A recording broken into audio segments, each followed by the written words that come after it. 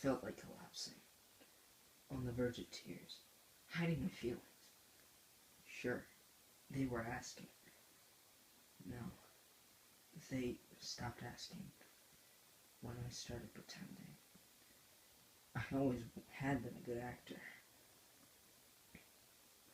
Even if they had cared enough to keep asking, I couldn't tell them.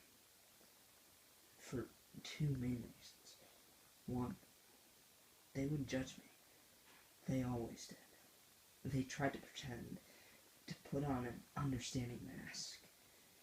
But I saw through it. Over the years, I realized just how alone I was. No one would listen. No one would care. And if they did, they would just ask me if I wanted to see another psychologist.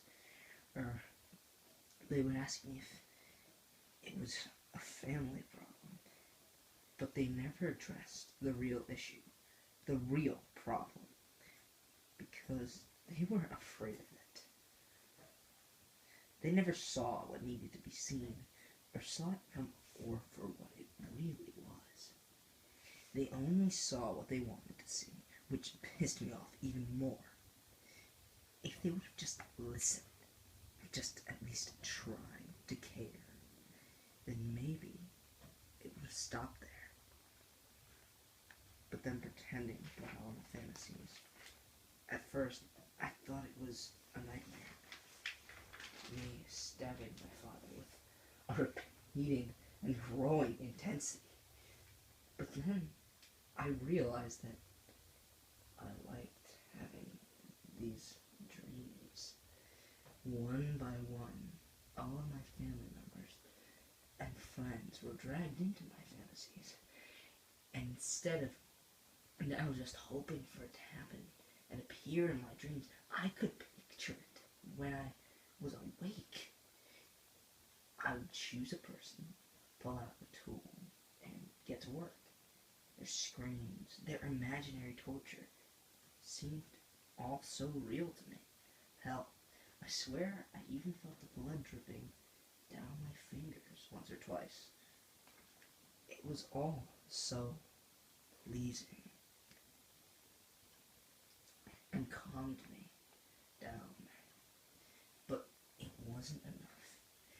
I needed real screams, real torture. Some mornings, I would wake up with scratches and red marks all over my back and body. It made me glad. The second reason was that telling them would shatter their little world and destroy their image of this perfect world and send them spiraling out of control. And as much as I would love to do that, it would ruin the entertainment. And I mean, sure, I hate watching them live in a perfect world, not being affected by the real world. But it's just so funny.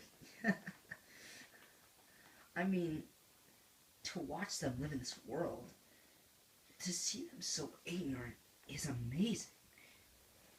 But the best part is when they wallow in their self-pity.